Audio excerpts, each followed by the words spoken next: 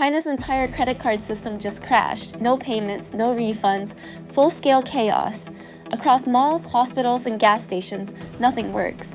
Cards are getting declined and people are getting stranded. There's no official explanation, no timeline, and no way to get your money back. The digital economy, once China's pride, is frozen in place. And the worst part? The silence from the top is deafening. What exactly caused China's payment infrastructure to fall apart in one night? Why are banks, businesses, and even the government refusing to explain what's happening?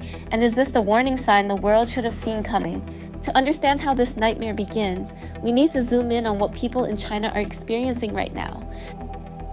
Swipe, declined again. It starts just like any other Friday morning in China. Cafes open, markets buzz, commuters grab breakfast on the go. But something's off.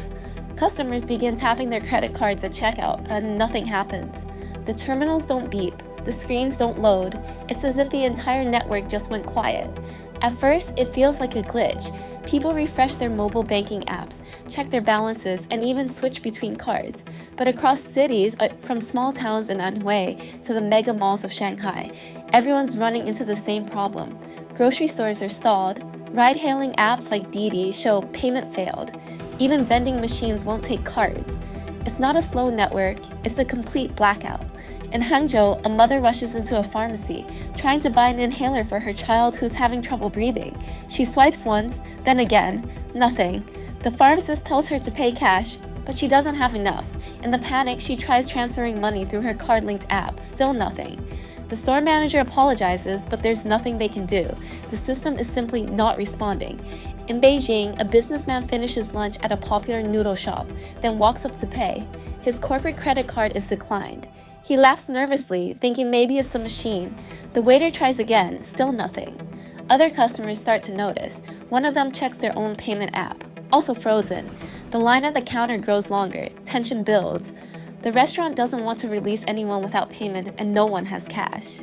Meanwhile, in Chongqing, the morning commute is collapsing. Subway stations across the city are packed, but passengers can't reload their Metro cards. The kiosks that usually top up with UnionPay or mobile credit cards are showing error messages. Commuters are stranded at entry gates, swiping repeatedly to no effect. Security personnel are overwhelmed, and loudspeakers echo announcements that don't help. Please seek alternative payment methods, but there are none. In rural provinces, the issue becomes more than just inconvenient. It turns urgent. Farmers trying to buy fuel for their trucks are turned away. School fees can't be paid. Government service centers begin shutting down because their payment systems won't boot up. And in tourist hotspots like Xi'an and Chengdu, hotels report a flood of guests unable to check in. Their cards are declined and their bookings are frozen. Even international cards aren't going through. People turn to ATMS for a solution, but the lines are long and the screens show bad news. Service suspended, temporarily unavailable. A man in Nanjing slams his fist against the machine after the third failure. A woman in Shenzhen tears up as she tells reporters she has just 40 yuan left in her purse and can't access her account. The mood shifts from confusion to fear. What started as a technical hiccup is now a countrywide lockdown of money itself. Bank staff are flooded with calls. Branches that open at 9 a.m. already have customers waiting at the doors by 8:15. People walk in demanding answers, but the employees have none. They try to reboot card terminals. They try to process manual payments. Nothing works.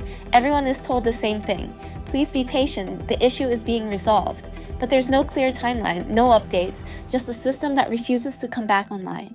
Within just a few hours, the realization sets in. This isn't just Beijing. It's not just a few banks. The crash is nationwide, from Tier 1 cities to rural towns, from coastal provinces to the mountain villages. The credit card infrastructure of the second largest economy in the world has completely shut down. And as social media starts filling with complaints, screenshots, and warning messages, the gravity of the situation becomes undeniable. It's no longer about one person missing a payment. It's about a country losing its financial heartbeat. In a place where digital payments have replaced cash, where even food stalls and taxis depend on QR codes and card terminals, this isn't just an inconvenience. It's a full stop, a pause on life, a digital gridlock that no one saw coming and no one knows how to reverse. But no one's ready for what happens when people try to get their money back. The refunds just vanished. By midday, the payment crisis starts hitting people where it hurts most, the refunds. Across the country, phones are lighting up as online shoppers, airline passengers, and hotel guests try to recover money from transactions that never went through. E-commerce apps like JD.com, ride-sharing services like Didi Chuxing, and food delivery platforms like Meituan are suddenly flooded with complaints. People aren't just angry, they're desperate. Refund buttons don't work, support chats keep crashing, and the little spinning wheel on their screens just spins. Most apps give the same cold copy-paste message: transaction failed due to system issue, please try again later. But later never comes. One customer posts a screenshot of her Meitian grocery order stuck in limbo for 13 hours. Another shares an error message from Didi. Refund processing, estimated wait time, system error. The comment sections under these posts grow by the second. Some users try tagging the platform's official accounts. Others just start begging, "Please, I need that money for medicine." In Guangzhou, a woman named Zhang Li finally speaks out. She had booked a last-minute business trip to Shenzhen the night before. Flight, hotel, everything. A total of 1,880 yuan charged to her UnionPay credit card. This morning, nothing is confirmed.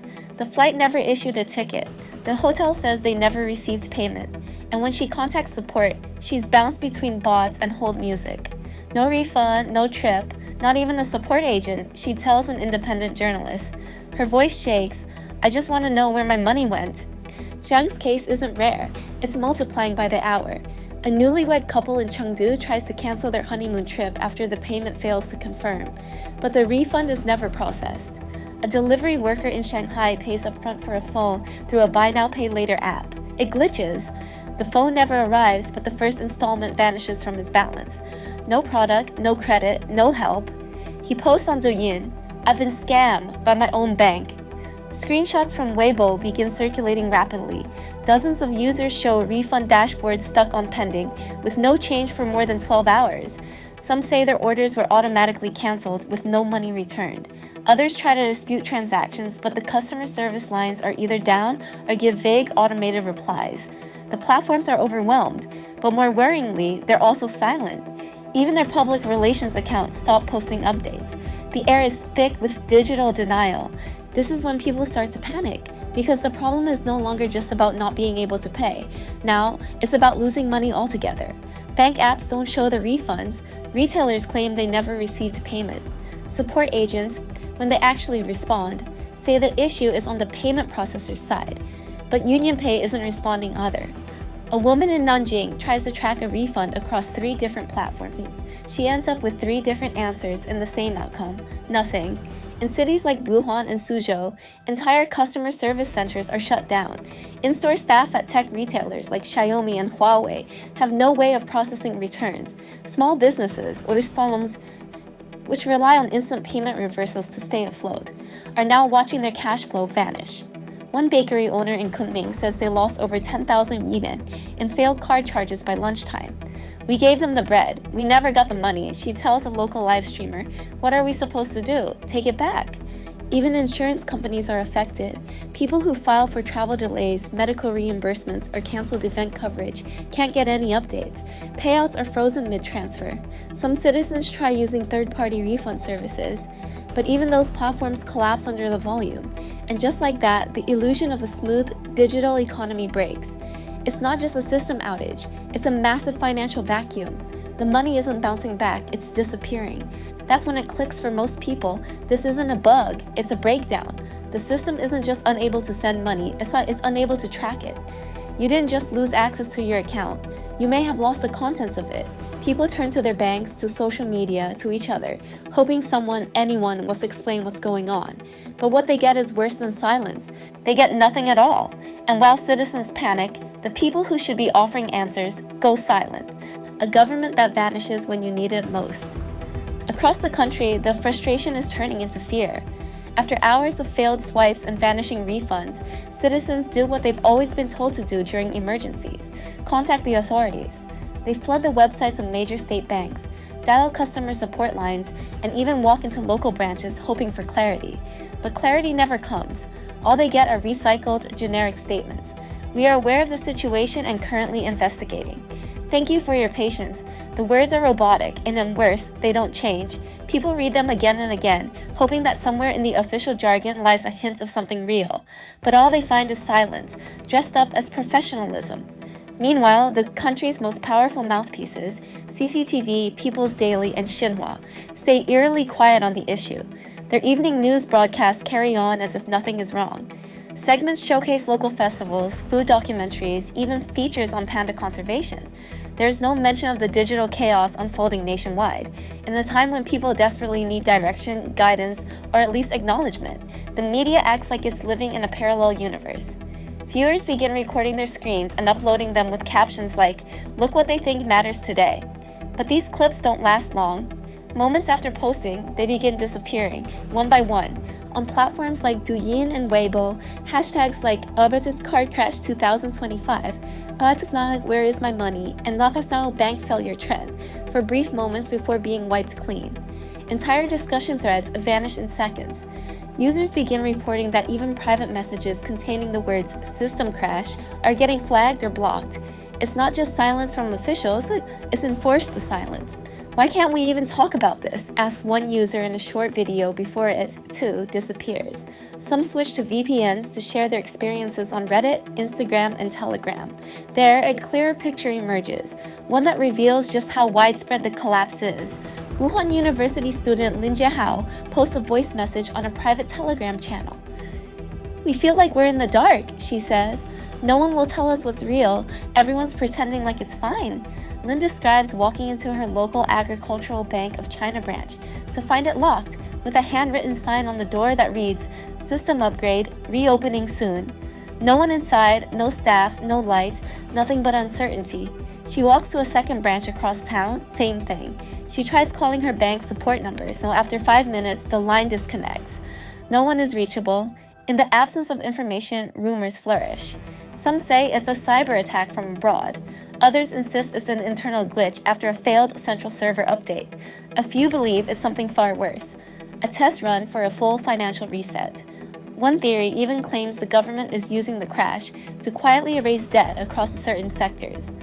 They want to start fresh, and we're the collateral, someone writes anonymously in a now-deleted Weibo post. The paranoia isn't coming from thin air. It's feeding on the complete collapse of communication. Every second that passes without official transparency only adds fuel to the fire.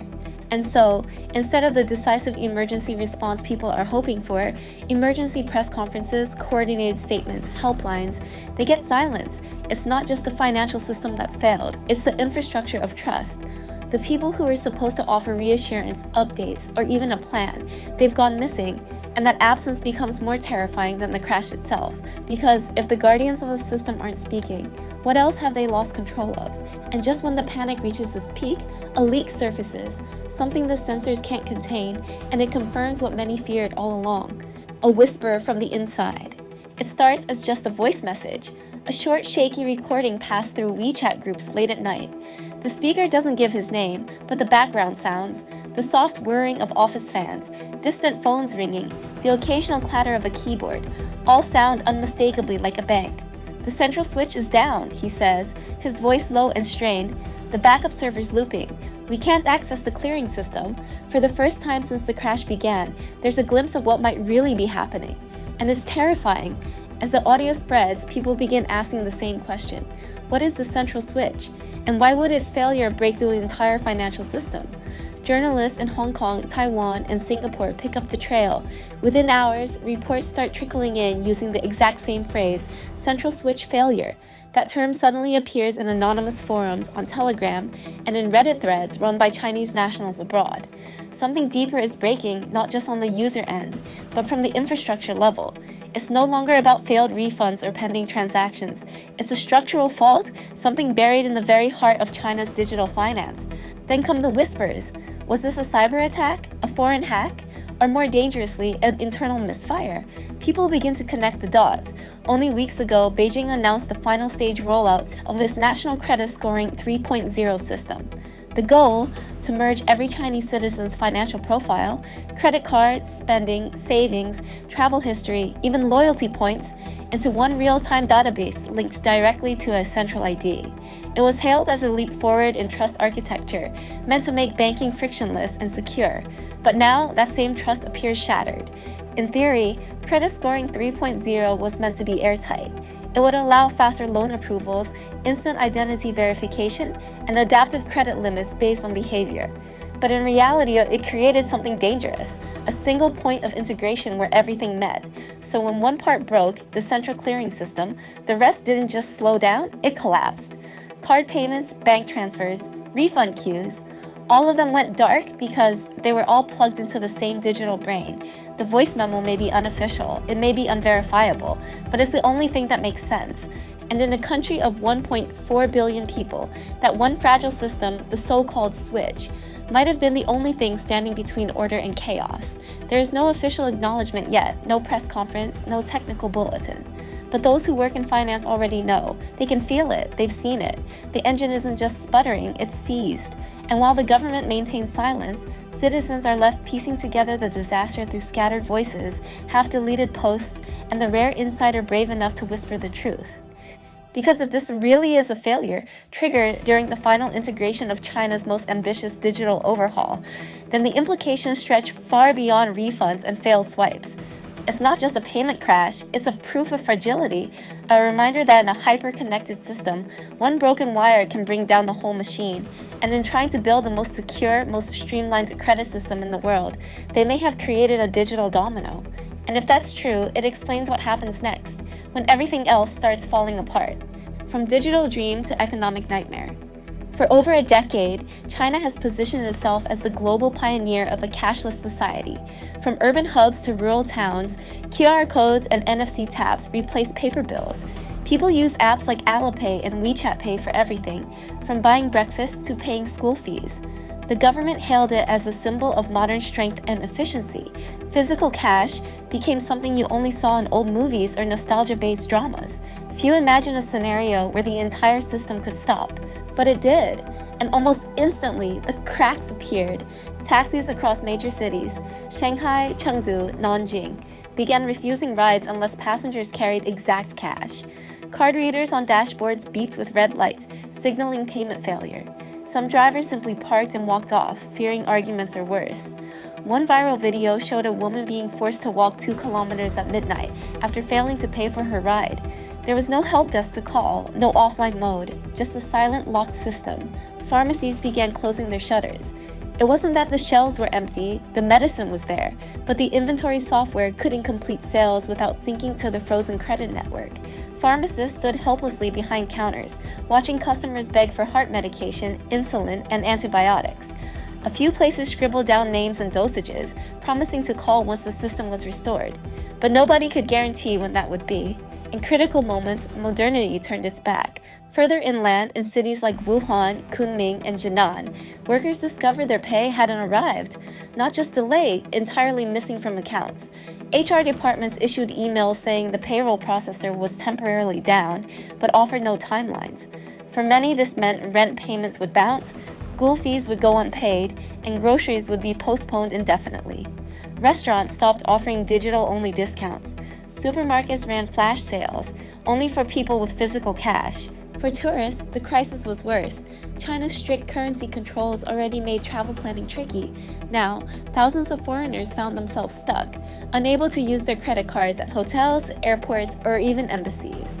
A South Korean couple in Shenzhen said they had to barter their designer watch for train tickets.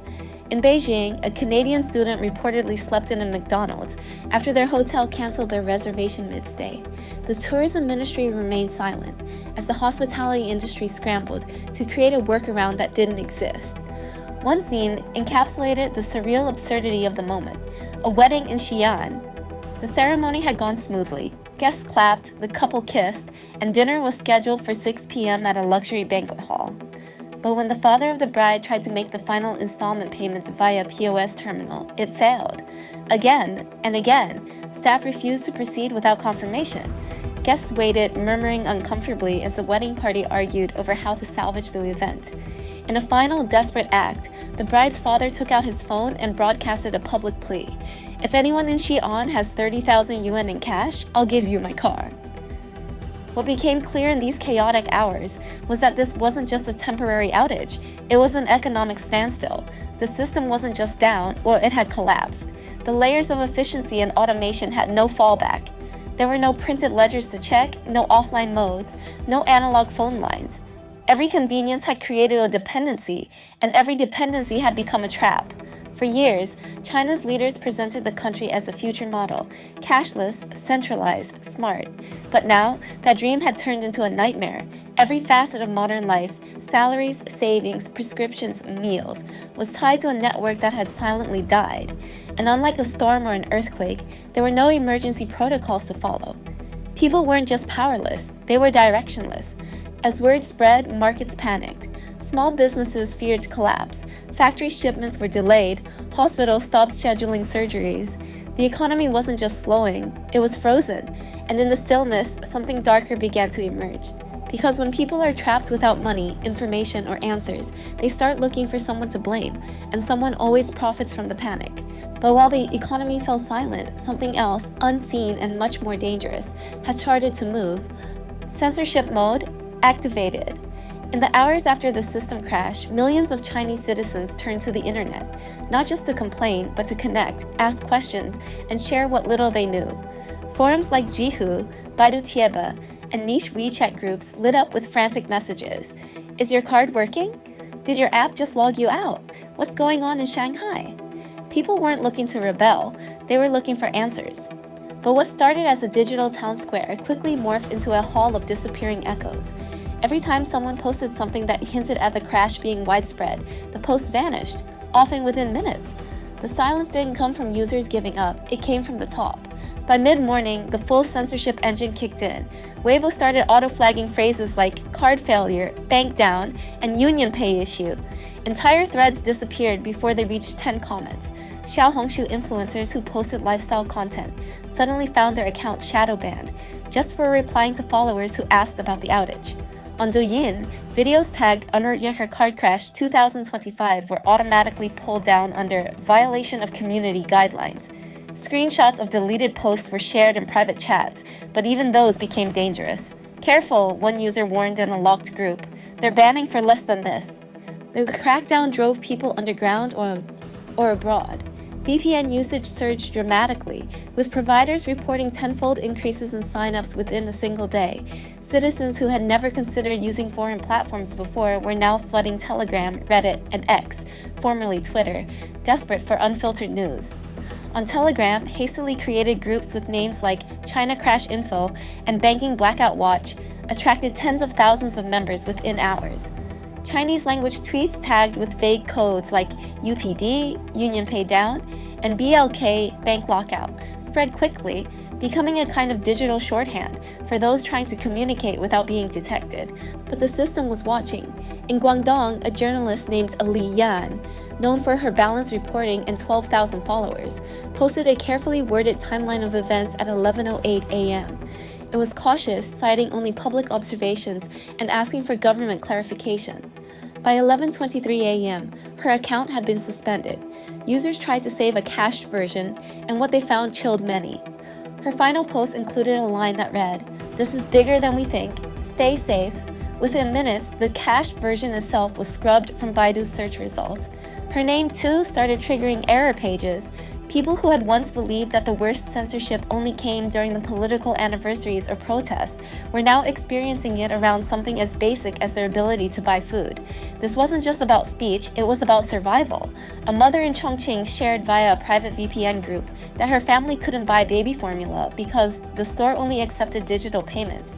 Her post was taken down on Reddit due to spam filter issues, sparking accusations of even foreign platforms struggling to handle the flood. A kind of quiet dread settled in. It wasn't just the crash people feared, it was being left alone in it. Behind the scenes, major tech firms reportedly received instructions from the Cyberspace Administration of China, CAC, to increase monitoring of keywords and scrub speculative or panic-inducing narratives. Some company insiders claimed the blacklist of banned phrases had ballooned from a few hundred to over 3,000 entries overnight. Anything containing the characters for a system integration, cyber attack, or backup server was immediately flagged for review. In essence, the people were locked out of their wallets and their voices. First, they couldn't spend. Then, they couldn't speak. And it worked. For many inside the mainland, the narrative became fuzzy. With no news coverage, no public statement, and no allowed discussion, uncertainty became the default setting. Some began wondering if maybe the problem was local, a glitch with their app or phone. Others just gave up trying to find out, turning to distractions like movies or board games as a coping mechanism. That's what state media wanted. That's what the blackout ensured. Control wasn't being reestablished through solutions. It was being reasserted through silence. But while Beijing tightened its grip on domestic narrative, something it hadn't expected was already brewing outside its walls. VPNs were not the only cracks in the firewall. Global attention was turning. A tweet from a tech influencer in California read, "UnionPay transactions failing worldwide, getting reports from Vietnam, Kenya, and UAE. Is China's financial grid collapsing?" It went viral. Western news outlets picked up the story. International headlines started using the word crisis, and before long, governments and foreign investors began asking questions, ones that would expose a deeper, more dangerous layer of this unfolding disaster. And then, without warning, the next blow lands. From outside the country, the world starts to react.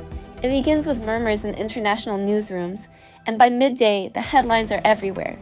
BBC's Asia Bureau reports massive payment failure in China, while CNN calls it a digital collapse in the world's second-largest economy. Al Jazeera airs a segment warning of potential systemic failures in China's digital infrastructure. Suddenly, what had been a series of cryptic social media posts and scattered local reports becomes a top global news item. News anchors across the world attempt to break down what's happening, but even they struggle to make sense of it. "We're witnessing something unprecedented," one analyst says, "a blackout, not of power, but of access." As these reports spread, global markets began to tremble. Though yuan, already shaky from past policy experiments and trade tensions, begins to slide, investors scramble to move assets out of Chinese holdings. The Shanghai and Shenzhen stock exchanges react instantly, with tech stocks leading the plunge. Companies with heavy exposure to China, from European luxury brands to American semiconductor suppliers, begin issuing vague statements to calm shareholders.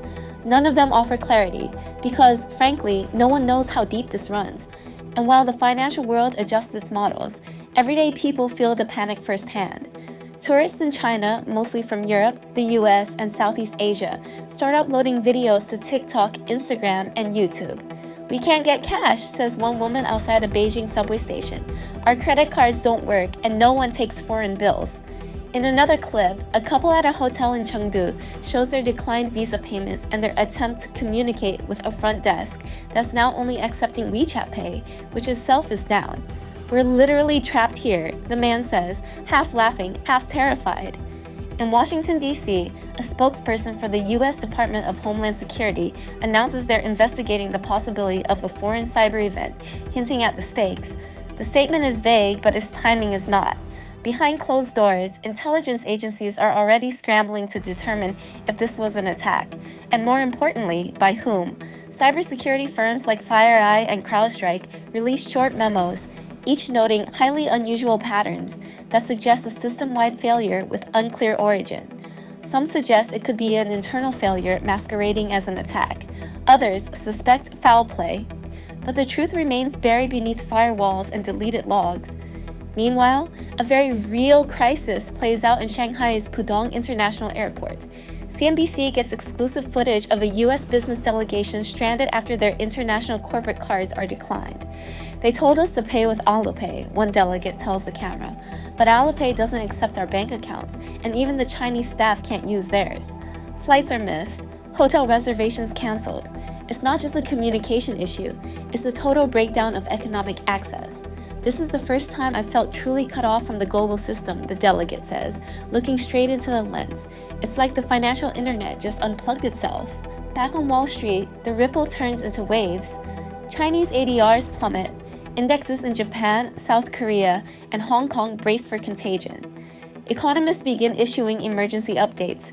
If China's digital core is truly compromised, global trade may suffer weeks or more, if not months, of slowdown. And all of it stems from a core truth no one wants to say aloud. A system built too tightly, too digitally, too centrally, has no manual override. For all the power of China's digital economy, it's exposed a terrifying flaw, that when the machine fails, everyone connected to it does too. This is no longer about one country's failed server or software update. It's a global financial echo chamber where every second of silence causes more noise. The international community watches with a mix of fascination and fear. Diplomats call for transparency. Tech firms offer help. Yet the only thing louder than the crash is the silence coming from Beijing. And still, the one thing everyone, citizens, tourists, governments, markets, needs most, a fix, is nowhere in sight. For years, China has raced ahead in digital finance, faster than any other country on earth. It pioneered the QR economy, where even street musicians accept mobile tips. It phased out coins, wallets, even conversations about cash. For millions, digital wasn't a luxury, it was the only option.